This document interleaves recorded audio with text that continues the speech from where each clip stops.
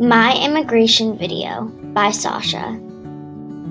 My great-grandparents, Teresa Gampert and Maximilian Gampert, immigrated from Poland in 1942. They originally lived in Warsaw, Poland. They were from a very prominent family, and they were very well known in Poland.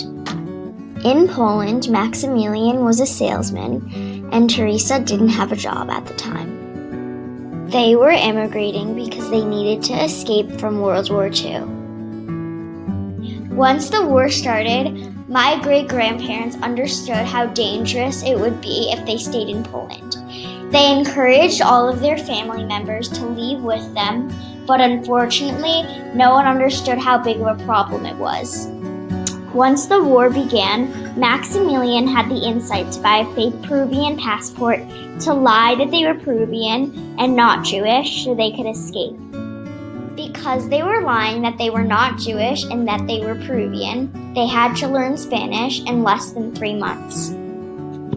Because they were lying, this was a life or death situation. They were very petrified and scared.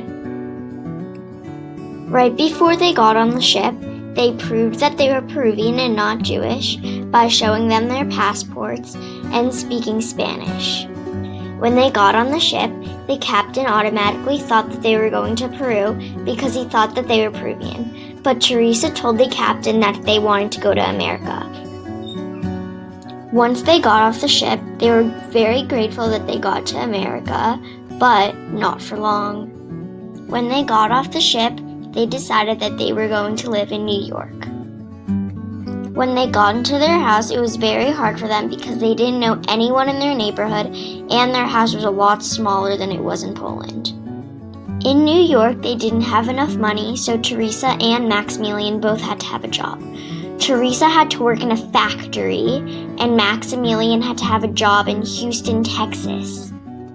Because they were extremely poor in New York, one of the only foods that they could afford was oatmeal.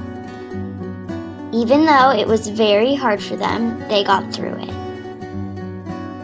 And then their children had children.